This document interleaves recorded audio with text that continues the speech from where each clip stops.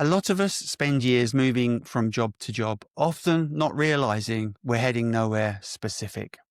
We chase the next title, the next pay rise, the next opportunity, without having a real clear idea about what it is we're trying to achieve in our career. But if you stop, even for just a few hours, and ask yourself what you want to achieve, is it to create personal wealth? Is it to save the world? Is it to make a difference to humanity?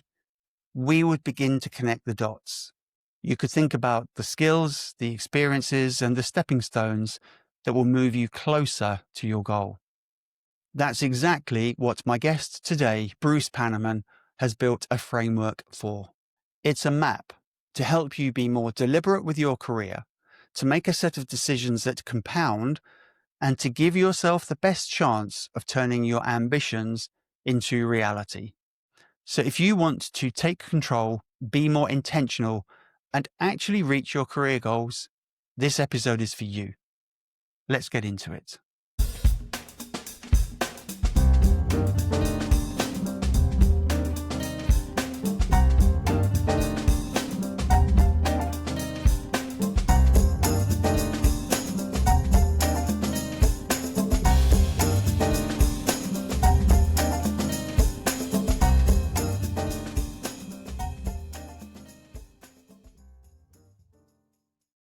Bruce, hi, welcome. Thank you for joining us today. Now, you've built a career in technology and mostly inside startups, but you've taken the time to put together a framework to help anybody else who wants to have a career in technology to think about what it is they want to do and then how they can reach their end goals. What made you come up with this? Thank you very much for having me on the show, Jeremy. Great to spend some time with you. So this really came from a place of reflecting where we are in the tech industry at the moment. You know, we had an extraordinary high in 2022 around COVID times. Loads of people getting jobs. It was very much like a employees market, and things are very, very different now.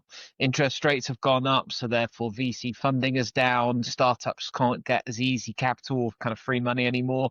Therefore, you know, the career side is different. Then you've got the rise of AI, meaning that different junior jobs are changing. So in this ever-evolving tech job landscape, you get sort of weathering periods like this. And looking at the market, speaking to other people in my network who are kind of transitioning through jobs at the moment, it made me think about the short term. Feels really easy to just go out and get something quickly. It feels a bit desperate right now. But if you take into account the longer term and really build these different jobs together into a path that will get you what you ultimately want through your life, kind of not just tech, but any other industry, think what you actually want from your career.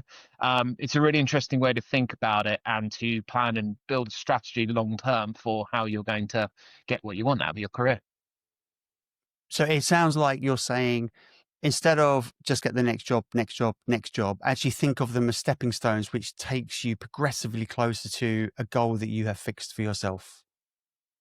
Yes, completely. There's lots of different, it's not just steps and how you kind of build that experience, it's the skills you get along the way, and also the types of people in your network that you'd meet along the way that help you at those different stages as well.